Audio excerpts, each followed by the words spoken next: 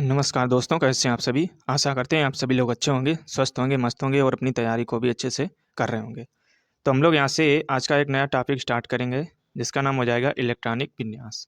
तो ये भी आपका इम्पोर्टेंट चैप्टर है और कल वाली क्लास में हम लोगों ने समझा था कि कौन से कक्षा में हम लोग कितने इलेक्ट्रॉन रख सकते हैं, तो वह हम लोगों ने कल डिस्कस किया था।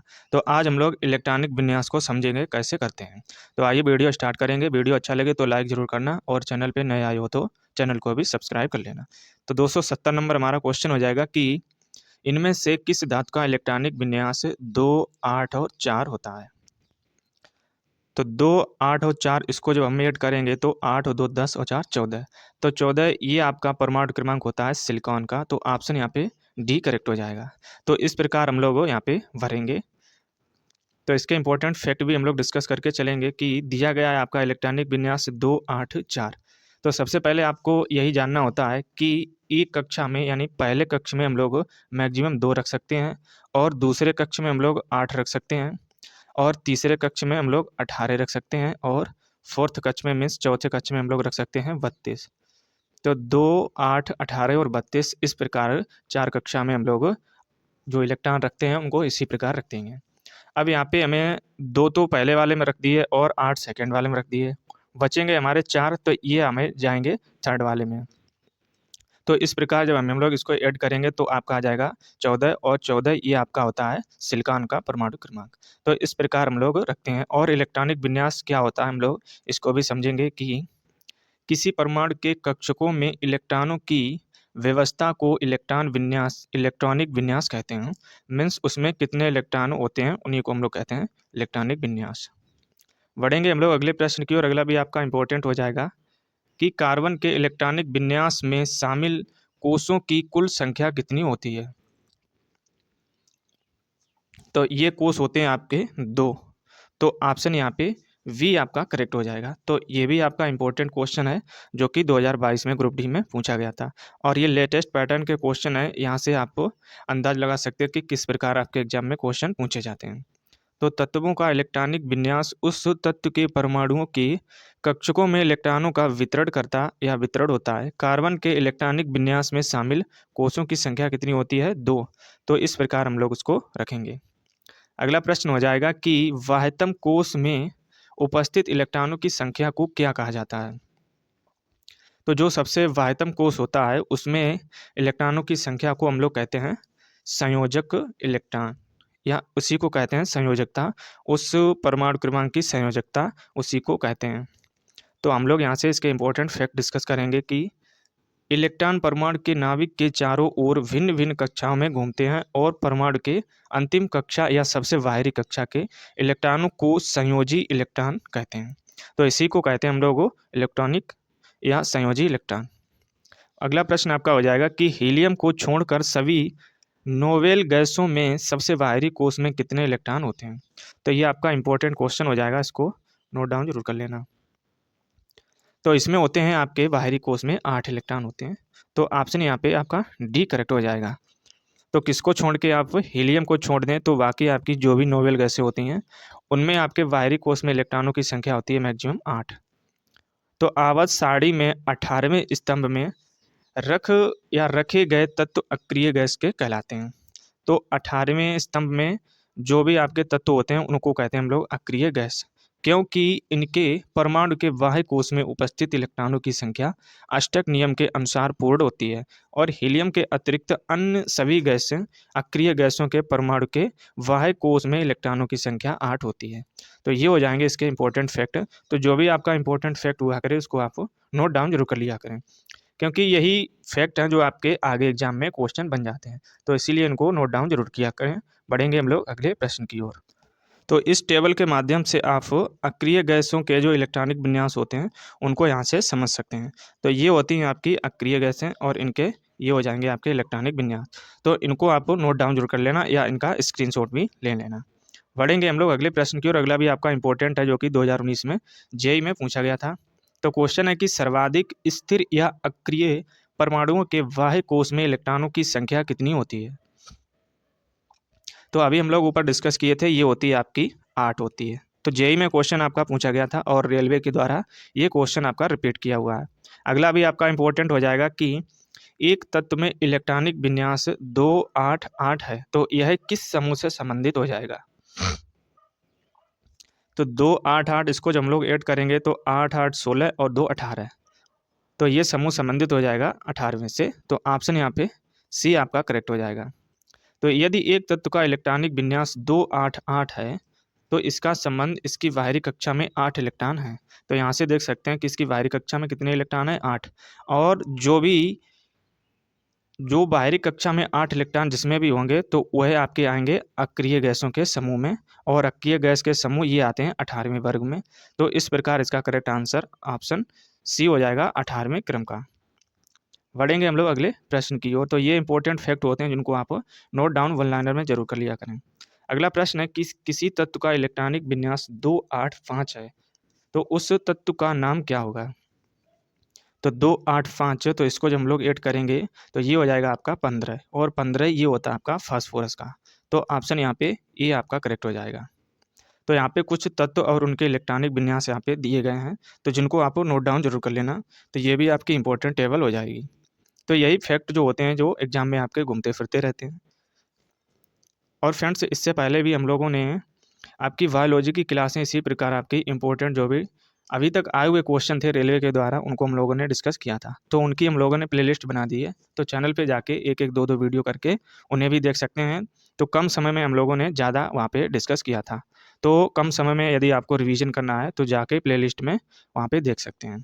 बढ़ेंगे हम लोग अगले प्रश्न की ओर कि इलेक्ट्रॉनों की वह अधिकतम संख्या जो वाह्यतम कक्षा में रह सकते हैं उन्हें कहते हैं हम लोग। तो ये हो जाएगी आपकी 8। तो इलेक्ट्रॉनों की वह अधिकतम संख्या जो वाह्यतम कक्षा में रह सकती है, तो ये संख्या हो जाएगी आपकी 8। तो 2019 में जेईई के द्वारा ही क्वेश्चन पूछा गया था आपका। अगला प्रश्न हो जाएगा आपका कि उन 3 तत्वों को नामित करें जिनमें या जिनके सबसे बाहरी सेल में केवल एक इलेक्ट्रॉन होता है। तो इसके लिए आपको इनके जो परमाणु क्रमांक हैं ये आपको आना चाहिए, तभी आप इस क्वेश्चन का आंसर निकाल पाएंगे। तो इसमें हो जाएंगे आपके लिथियम के और सोडियम के और पोटेशियम के, जिनके बाहरी कोश में इलेक्ट्रॉनों की संख्या केवल 1 होती है। तो ऑप्शन यहाँ पे वी करेक्ट आपका हो जाएगा।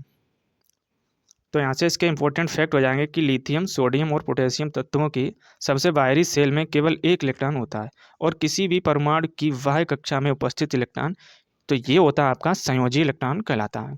जबकि किसी परमाणु की भीतरी कक्षाओं में उपस्थित इलेक्ट्रॉनों को कोर इलेक्ट्रॉन कहते हैं, और कक्षाओं एवं उप कक्षाओं में इलेक्ट्रॉनों के वितरण को परमाणु का इलेक्ट्रॉनिक विन्यास कहते हैं।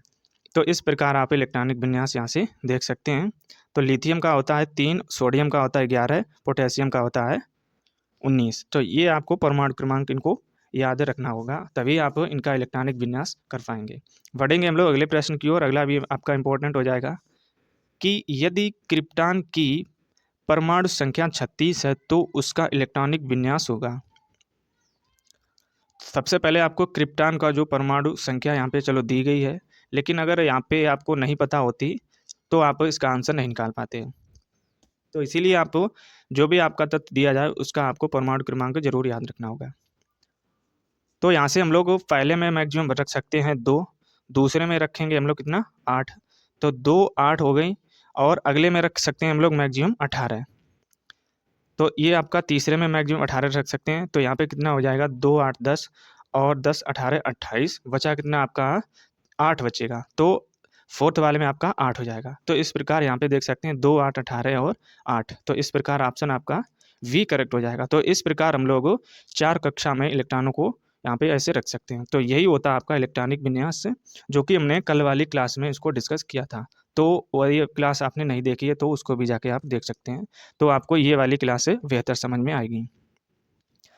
तो यहाँ पे इसके इंपॉर्टेंट फैक्ट हो जाएंगे कि क्रिप्टॉन जिसका प्रतीक ये भी आपको याद रखना होगा, इसका होता है Kr। तो क्रिप्टॉन का प्रतीक Kr की परमाणु संख्या तो ये भी आपको आनी चाहिए, ये होती है 36, और परमाणु भार ये होता है आपका 83.80, और इसका इलेक्ट्रॉनिक विन्यास ये हो जाएगा 2 8 18 8। तो ये होता है इसका इलेक्ट्रॉनिक विन्यास। और क्रिप्टॉन ये एक अक्रिय गैस है, इसकी खोज विलियम रैमजे ने की थी, और इसे विद्युत विसर्जन नलियों में भरने हेतु प्रयुक्त किया जाता है। तो जो भी आपकी विद्युत विसर्जन नाली होती हैं उनमें हम लोग क्रिप्टॉन गैस का यूज करते हैं। और इसके अतिरिक्त इसका यूज हम लोग कॉस्मिक किरणों के मापन हेतु प्रयुक्त आयनीकृत चैम्बरों में भी इसका यूज करते हैं। तो इसीलिए ये आपकी मोस्ट इंपॉर्टेंट गैस हो जाएगी। इसके जो इंपॉर्टेंट फैक्ट हैं इसको नोट डाउन जरूर कर लेना। अगला प्रश्न हो जाएगा कि एक तत्व का इलेक्ट्रॉनिक विन्यास 282 है, तो वह तत्व का नाम बताएं आपको, उसका नाम क्या हो जाएगा। तो इलेक्ट्रॉनिक विन्यास से हम लोग यहाँ से इसके परमाणु क्रमांकों की संख्या यहाँ पे निकाल सकते हैं। जैसे 2, 8 और 2 इसको ऐड करेंगे तो ये हो जाएगा आपका 8, 2 और 12। तो 8, 2, 10 और 2, 12 ये होता है आपका मैग्नीशियम का। तो ऑप्शन यहाँ पे सी आपका करेक्ट हो जाएगा। तो इस प्रकार यहाँ से निकाल सकते हैं, लेकिन आपको इससे पहले परमाणु क्रमांक उनके याद होने चाहिए। तो जैसे कुछ तत्व दिए गए हैं और उनके परमाणु संख्या दी गई है और उनका इलेक्ट्रॉनिक विन्यास दिया गया है। तो यहाँ से इनके जो तत्व और उनके परमाणु संख्या और इलेक्ट्रॉनिक विन्यास इनको आप नोट डाउन कर लेना या यहाँ पे इनका स्क्रीनशॉट ले लेना। तो यही जो फैक्ट है आगे चल के इनके क्वेश्चन बन जाते हैं। तो एग्जामिनर का मन है जो कहीं से भी आपको पूछ सकता है। अगला प्रश्न हो जाएगा कि मैग्नीशियम परमाणु में इलेक्ट्रॉनों का विवरण क्या होता है। तो मैग्नीशियम का होता है आपका कितना परमाणु क्रमांक, ये होता है 12। तो यहाँ से आप देख सकते हैं कि ये इसी फैक्ट से रिलेटेड हो जाएगा और इससे पहले भी यही क्वेश्चन हम लोगों ने डिस्कस किया था। तो ये क्वेश्चन आपका आरआरबी जेईई में मेंस में पूछा गया था 2019 में। तो इम्पोर्टेंट क्वेश्चन आपका ये हो जाएगा। तो ये होता है 282, तो जिसका परमाणु क्रमांक होता है आपका 12, जिसका इलेक्ट्रॉनिक विन्यास हो जाएगा 282। तो इस प्रकार हम लोग इलेक्ट्रॉनिक विन्यास भी कर सकते हैं, लेकिन उससे पहले आपको परमाणु क्रमांक को पता होना चाहिए। अगला प्रश्न है कि यदि एक तत्व का परमाणु क्रमांक 8 है तो इसका इलेक्ट्रॉनिक विन्यास क्या होगा। तो यहाँ पे हमें परमाणु क्रमांक दिया गया है, तो यहाँ पे हम लोग भरेंगे। तो सबसे पहले वाले मान लीजिए आप यहाँ पे 4 बॉक्स बनाइए। जैसे ये पहला कक्ष हो जाएगा, ये दूसरा कक्ष हो जाएगा और ये तीसरा कक्ष हो जाएगा और ये 4 कक्ष हो जाएंगे। तो मैक्सिमम हम लोग 4 कक्ष ही रखते हैं क्योंकि इन्हीं में आपको भरना होता है। तो पहले में मैक्सिमम रख सकते हैं 2 और यहाँ पे हमें मैक्सिमम इससे ज़्यादा नहीं करना है, 8 से ज़्यादा। तो अगले वाले में कितने रखेंगे तो बचे कितने आपके 6। तो यही हम लोग मैक्सिमम रख सकते हैं यहाँ पे, क्योंकि हमें टोटल संख्या कितनी रखनी होती है 8। तो इस प्रकार हम लोग जब रखेंगे तो 2 और 6, तो ऑप्शन यहाँ पे ये आपका करेक्ट हो जाएगा। तो इस प्रकार हम लोग इलेक्ट्रॉनिक विन्यास करते हैं और ये होता है आपका पहला वर्ग, ये हो जाएगा दूसरा, ये तीसरा और ये चौथा। तो ये कल वाली क्लास में हम लोगों ने अच्छे से इसको डिस्कस किया था, तो उस क्लास को भी आपको जरूर लेना है। अगला प्रश्न हो जाएगा यहाँ से कि निम्नांकित में से कौन सा किसी धातु का इलेक्ट्रॉनिक विन्यास नहीं है। इलेक्ट्रॉनिक विन्यास नहीं है तो 283 ये भी हो जाएगा, 281 ये भी हो जाएगा और 282 ये भी हो जाएगा। लेकिन यहाँ पे 2 और 6 इन्होंने दिया है आंसर यहाँ पे डी वाला। लेकिन इससे पहले हम लोगों ने ये वाले क्वेश्चन में पढ़ा था कि इलेक्ट्रॉनिक विन्यास होगा 2 और 6। अच्छा ठीक है। तो यहाँ पे एक धातु पर्टिकुलर पूछी गई है, तो ये 2 और 6 ये आपकी 8 मिलकर कोई भी धातु नहीं होती है। तो इसीलिए ऑप्शन डी यहाँ पे इन्होंने करेक्ट किया है। तो यहाँ पे देख सकते हैं कि इलेक्ट्रॉनिक विन्यास किस प्रकार हम लोग करते हैं। तो एक तरफ आपके इलेक्ट्रॉनिक विन्यास और उनके तत्व दिए गए हैं। जैसे आपका हो जाएगा कि 2, 8, 3, जब इसको ऐड करेंगे तो ये हो जाएगा 8, 2, 10 और 3, 13। 13 ये होता है आपका एल्युमिनियम का, तो यहाँ से ये आपकी एक एल्युमिनियम धातु होती है। और 2 और 1 ये होता है आपका लिथियम का, जिसका आपका ये हो जाएगा 3, इसका प्रतीक हो जाएगा। और अगला आपका विन्यास था कि 2, 8, 1, तो ये होता है आपका सोडियम का, जिसका परमाणु क्रमांक होता है 11। और अगला है कि 2 और 6, तो ये होता है ऑक्सीजन का। तो ऑक्सीजन आपकी एक गैस होती है, ना कि आपकी एक धातु होती है। तो इसीलिए आपका ये अलग हो जाएगा। तो बढ़ेंगे हम लोग अगले प्रश्न की ओर। अगला भी आपका इंपॉर्टेंट हो जाएगा कि जिस परमाणु की बाह्य कक्षा में इलेक्ट्रॉनों की संख्या पूर्ण होती है उसकी संयोजकता होती है। तो उसकी संयोजकता कैसी हो जाएगी, शून्य हो जाएगी। मीन्स संयोजकता क्या होता है कि जो लास्ट वाले बॉक्स में कितने आपके इलेक्ट्रॉन होते हैं वही होती है संयोजकता। लेकिन आपकी संयोजकता यहाँ पे कहा गया कि इलेक्ट्रॉनों की संख्या जब पूर्ण हो जाती है, मीन्स जब उसमें पहुंच ही नहीं पाएगी, तो उसमें कितना रखेंगे, माना जाएगा शून्य माना जाएगा। तो इसी हिसाब से यहाँ पे क्वेश्चन पूछा गया है आपका। तो इसके इंपॉर्टेंट फैक्ट हो जाएंगे कि जिस परमाणु की बाह्य कक्षा में इलेक्ट्रॉनों की संख्या पूर्ण होती है तो उसकी संयोजकता शून्य होती है, और किसी भी तत्व के संयोग करने की क्षमता संयोजकता कहलाती है। प्रत्येक तत्व का परमाणु अपने नज़दीकी अक्रिय गैस की तरह इलेक्ट्रॉनिक विन्यास बनाना चाहता है, क्योंकि अक्रिय गैसों का इलेक्ट्रॉनिक विन्यास स्थायी होता है और ये गैस अपनी स्थायी इलेक्ट्रॉनिक संरचना के कारण रासायनिक बंध नहीं बनाती, अर्थात इनके रासायनिक क्रियाशील शून्य होती हैं। जैसे आपके हो जाएंगी helium, neon, argon, krypton, xenon. तो ये आपकी होती हैं अक्रिय गैसें, इनको आप नोट डाउन कर लेना। तो अक्रिय गैसों से आपके बहुत ज़्यादा एग्जाम में क्वेश्चन बनने के चांस रहते हैं, तो इसीलिए आपको ये इंपॉर्टेंट हैं, इनको आप नोट डाउन कर लेना। क्वेश्चन आप हीलियम से पूछा जाता है कि सबसे हल्की गैस कौन सी होती है, तो ये हो जाएगी हीलियम। गुब्बारों आदि में इसका यूज करते हैं, तो इसका एग्जाम्पल देके आपको पूछा जाता है ऐसे ही। बढ़ेंगे हम लोग अगले प्रश्न की ओर। अगला भी आपका इंपॉर्टेंट हो जाएगा कि सामान्य रासायनिक गुण वाले दो तत्वों के लिए निम्नलिखित में से कौन सा विकल्प सही है। तो किसमें आपका समान रासायनिक गुण है, तो उन दो तत्वों को यहाँ पे बताना है।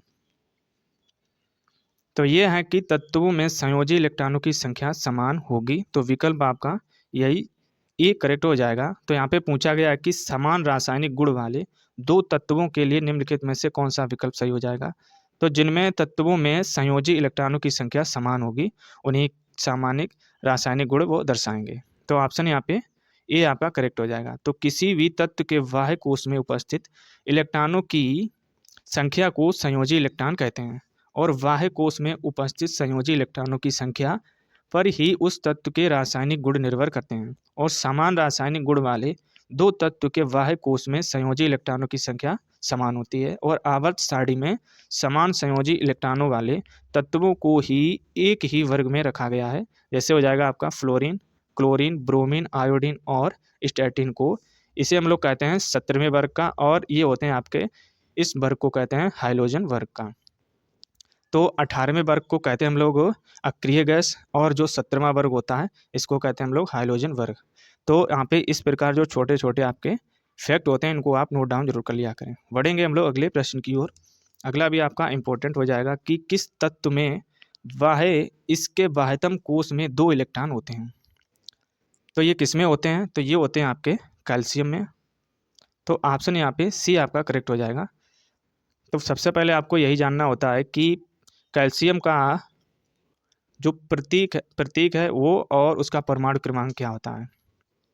तो यहाँ से इस टेबल के माध्यम से आप समझ सकते हैं कि पोटेशियम का परमाणु क्रमांक होता है 19, जिसका इलेक्ट्रॉनिक विन्यास हो जाएगा ये, और सोडियम का होता है 11, लिथियम का होता है 3, और पूछा गया कि किसमें इलेक्ट्रॉनिक विन्यास में लास्ट कक्ष में 2 इलेक्ट्रॉन होते हैं। तो ये हो जाएगा आपका कैल्शियम, जिसका परमाणु क्रमांक होता है 20। तो इसका हम लोग जब विन्यास करेंगे तो 2, 8, 8 और 2, तो 2 आपके कैल्शियम में पाए जाते हैं। तो ऑप्शन के अकॉर्डिंग आपको चलना होता है। तो यहाँ से ऑप्शन इसी प्रकार सी आपका करेक्ट हो जाएगा। बढ़ेंगे हम लोग अगले प्रश्न की ओर। तो अगला भी आपका इंपॉर्टेंट हो जाएगा कि किसमें बाह्यतम कक्षा पूरी तरह से भरी होती है।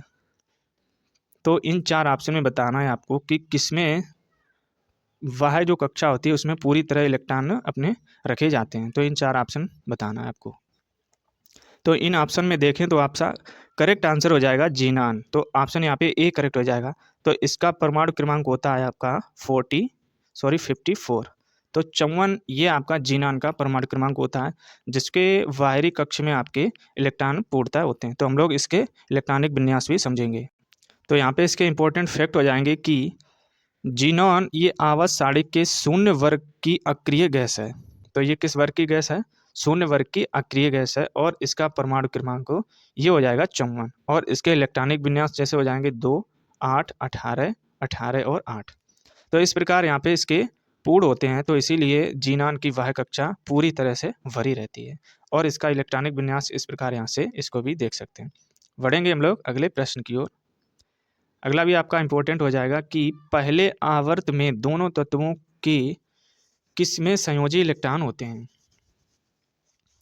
तो संयोजी इलेक्ट्रॉन ये होते हैं आपके के कोश में। ऑप्शन यहाँ पे ए आपका करेक्ट हो जाएगा।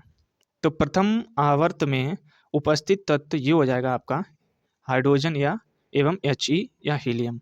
तो हाइड्रोजन परमाणु में उपस्थित इलेक्ट्रॉनों की संख्या ये होती है 1, हीलियम परमाणु में उपस्थित इलेक्ट्रॉनों की संख्या ये हो जाएगी 2, और किसी परमाणु के कोश में उपस्थित अधिकतम इलेक्ट्रॉन हो सकते हैं कितने, 2।